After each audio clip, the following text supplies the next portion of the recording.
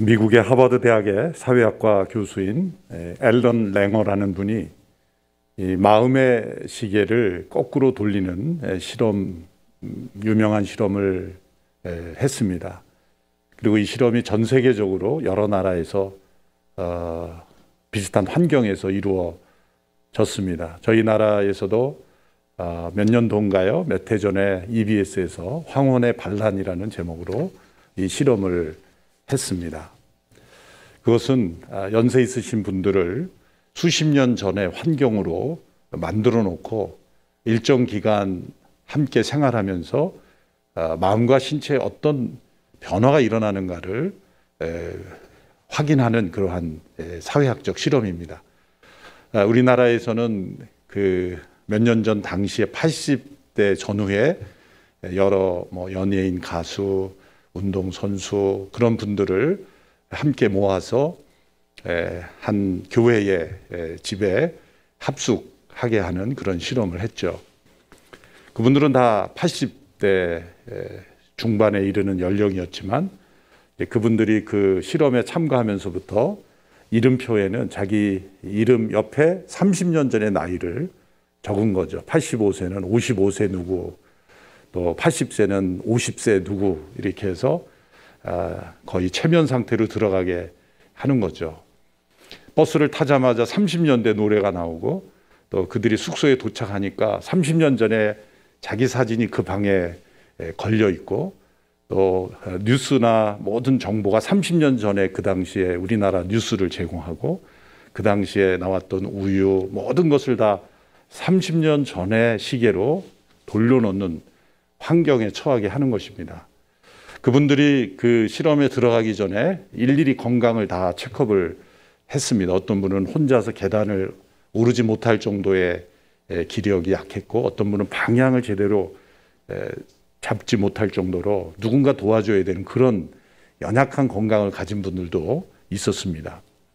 일정한 기간 30년 전이라 생각하고 이제 50대이니까 누가 도와주지 않아도 혼자 해야 되고 계단도 혼자 올라야 되고 또 밥도 해 먹어야 되고 그렇게 해서 그 80대 분들이 50세라 생각하고 생활을 일정 기간 하고 나서 건강을 확인했더니 이전보다 건강이 다 좋아졌더라. 그래서 이 앨런 랭어의 실험이 어느 나라에서든지 다 워킹한다는 결론을 우리나라에서도 확인했죠. 그것은 이 신체의 시계보다 마음의 시계가 훨씬 중요하고 이것은 서로 연결되어 있다라는 것을 확인한 중요한 사회학적 실험이었습니다. 그러나 그건 분명히 한계가 있죠. 왜냐하면 사실이 아니기 때문에 최면 혹은 이 상상, 이 환경을 통한 그러한 인식의 변화는 한계가 있기 때문입니다. 저는 그 실험을 보면서 저 실험을 과거로 돌리지 말고 미래로 돌리면 어떨까? 미래로 돌린다는 게 미래로 앞서가게 하면 어떨까라는 생각을 했습니다.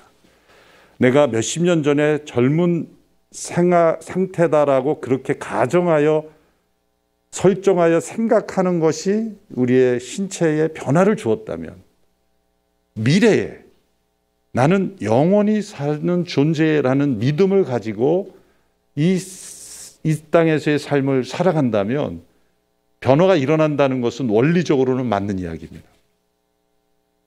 그러한 믿음이 있다면 오늘 우리의 삶 속에서도 분명히 변화가 일어날 것이다.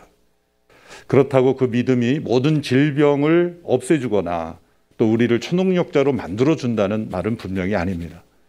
그러나 우리가 이 세상에서 경험하는 많은 고통과 시험 그리고 찾아오는 마음의 두려움과 절망을 분명히 이기는 그러한 효과가 나타나게 될 것이라는 거죠. 역사적으로 왜 이 기독교가 전파되었고 또 수많은 지역에 교회가 세워졌고 또 세브란스 같은 많은 기독교 기관이 선교사들에 의하여 세워짐으로 복음이 전파되었습니까? 그것은 바로 죽음 너머에 우리에게 예비된 부활에 대한 소망 때문입니다. 그 소망이 오늘을 살게 하는 능력이 있었기 때문에 그 믿음을 가진 사람들이 역사를 바꾸었고 또 다른 사람들이 도저히 생각할 수 없는 그러한 위기를 극복하였고 또 말할 수 없는 그런 고난을 이겨낸 그러한 역사가 바로 세계 역사 속에 증명된 것입니다. 앨런 랭어의 교수는 과거로 몇십 년 돌리는 것이 아니라 미래의 부활에 대한 믿음이 어떻게 세상을 바꿨는가도 동일하게 교회 역사를 통해 사회학적으로도 그것은 분명히 증명되는 그런 이론이라고 말할 수가 있습니다. 부활하신 예수님께서 나타나시는 대상들을 보면 그 공통점이 있습니다. 그것은 실패한 제자들을 일일이 찾아가셨다는 것입니다. 예수님께서 10차례 정도 부활 후에 나타나셨는데 한두 명의 대상은 깊이 사랑한 막달라 마리아나 그런 대상이었고 나머지들은 다 의심과 불안, 두려움과 절망, 실망과 좌절 속에 있는 이들을 찾아가셨습니다. 저는 예수님의 부활 기사를 읽으며 때로 이런 질문을 던진 적이 있습니다. 부활하신 예수님께서 제자들만 찾아가시는 것이 아니라 예수님을 십자가에 못 박도록 한 빌라도 그리고 대제사장 유대 지도자들 조롱했던 로마 군병들 차례로 나타나셨다면 얼마나 익사이팅할까. 설교가 너무 재밌을 것 같아요. 이번 부활절의 설교 제목 빌라도에게 복수하신 예수님. 로마 병정들이 모인 연병장에 예수님께서 나타나셔서 너희들이 못 박은 예수가 살아났다. 빌라도의 사무실에 예수님 먼저 나타나셔서 앉아 계시다가 빌라도 굿모닝, 내가 못 박은 내가 살아났다. 혼비백산하며 무너지는 그 빌라도의 모습이 복음서에 기록됐다면 읽는 성도들이 얼마나 마음이 후련할까. 사내들인 공예가 모였을 때 예수님이 중앙에 나타나셔서 둘러보시면서 너희들이 못 박은 예수가 살아났다 한마디만 하셨으면 그들이 얼마나 통쾌하게 무너질까. 그러나 그런 장면이 신약에 나오지 않습니다. 저는 청소년 때 그런 장면이 왜 없을까 그런 아쉬움이 있었습니다만 그것은 알량한 저의 복수심을 만족시키기 위한 상상이었을 뿐입니다. 예수님은 당신의 부활을 복수에 사용하지 않으셨습니다. 실패한 제자들, 의심과 불안, 두려움 속에 있는 제자들을 일일이 찾아오셔서 그들이 새로운 시작을 할 수 있도록 회복시켜 주는 일에 그분의 모든 스케줄을 사용하셨다는 것입니다. 얼마나 놀라운 일입니까? 이것은 예수님의 부활에 대한 믿음이 오늘 우리의 삶 속에 새롭게 시작해야 되는 모든 영혼들 그리고 이 땅에서 겪는 모든 두려움과 좌절, 절망, 아픔을 뛰어넘을 수 있는 우리에게 예비된 영원한 새로운 시작이 있다는 것을 우리에게 알려주십니다. 우리가 알다시피 베드로가 예수님의 십자가 앞에 3번씩 예수님을 부인했습니다. 자신의 목숨이 위협되는 환경도 아니었습니다. 대제사장의 여종 앞에서 숯불을 쬐며 3번씩이나 나는 그를 모른다고 강력하게 부인했습니다. 바로 그 베드로를 예수님이 찾아오셔서 오늘 3번 사랑의 고백을 확인하죠. 3번의 부인과 3번의 사랑의 확인. 그것은 베드로의 3번의 부인이 가져온 그러한 베드로의 좌절, 실패를 3번의 질문을 통해 씻어주시고 회복시켜주시는 예수님의 사랑을 보여줍니다. 뿐만 아니라 그 실패한 베드로가 고기를 잡으러 나갔을 때 계속 빈 그물이 올라왔죠.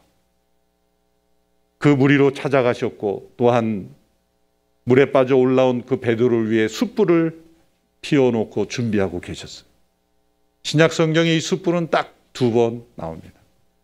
바로 베드로가 부인했던 바로 그 장소가 숯불이었고 예수님이 그 부인한 베드로를 회복시켜 찾아오신 자리가 바로 숯불 앞이었어요. 예수님은 우리의 모든 실패를 아시고 우리 연약함을 아시고 그리고 그 실패로부터 다시 시작할 수 있도록 부활하셨습니다. 그리고 우리를 영원한 나라로 인도하십니다. 부활은 단지 우리의 이 땅에서의 회복만을 위해서 있는 것은 아닙니다.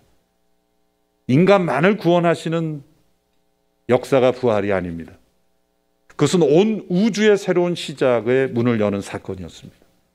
예수님은 부활의 첫 열매이실 뿐만 아니라 이 모든 세상을 완전히 새하늘과 새 땅으로 바꾸시는 C.S. 루이스는 그래서 예수님의 부활을 새로운 자연의 문을 여는 사건이다. 우리가 자연이라고 부르는 이 세상의 메커니즘이 있습니다.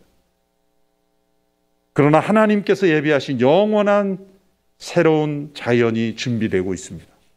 우리를 위한 처소를 예비하시고 우리가 영원히 거할 나라가 있고 그리고 우리는 부활을 통해 그 나라의 백성으로 준비되고 있는 것입니다. 놀랍게도 우리 모든 인간의 마음속에는 그 영원한 나라에 대한 갈망이 있습니다. 사람들이 왜 죽음을 두려워하는 것일까요? 그것은 죽음에 대한 두려움이 아니라 영원한 생명에 대한 갈망입니다. 그것이 더 근본적인 것이죠. 사람들이 갈망하는 모든 것은 그 대상이 있습니다.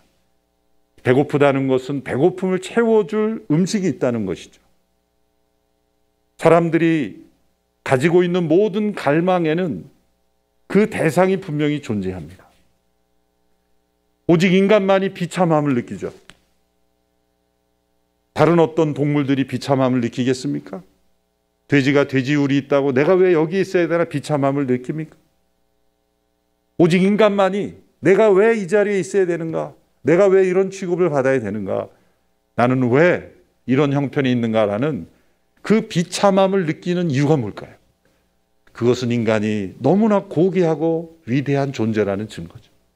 무엇인가 내가 있어야 될 위치가 아니라는 그 증거가 바로 비참함이죠.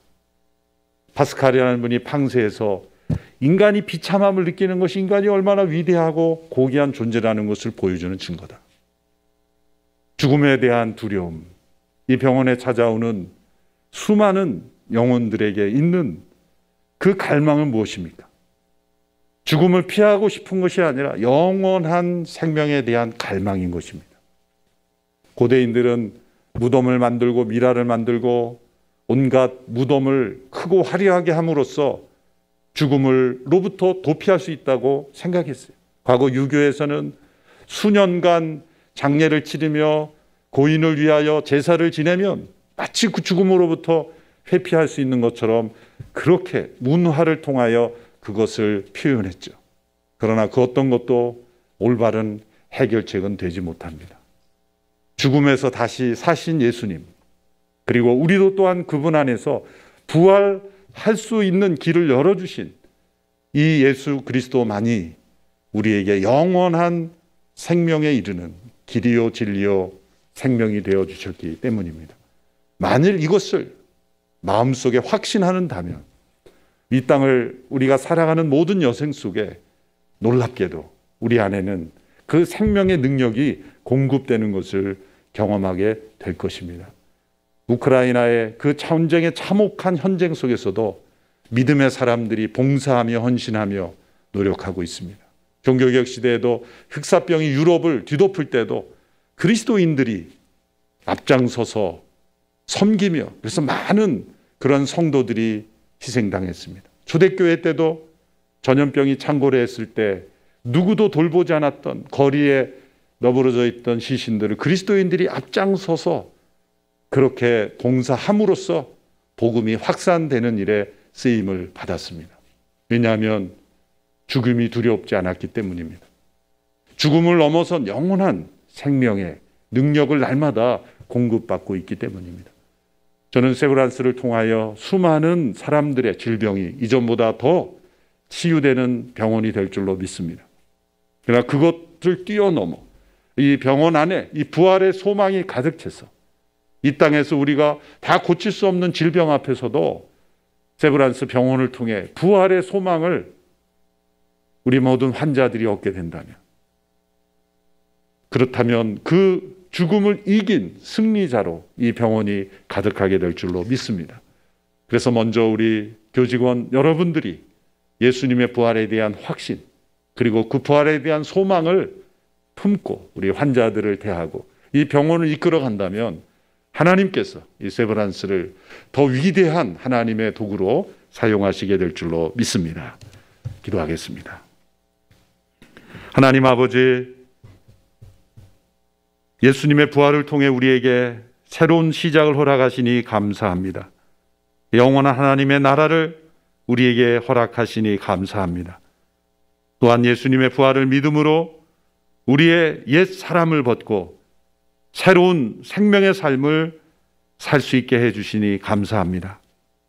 그 생명의 은혜로 이곳에 세브란스를 세워주시고 지금까지 사용하신 하나님, 이 부활의 능력이 이 병원 가득 임하여 주시옵소서. 예수님의 이름으로 기도하옵나이다. 아멘.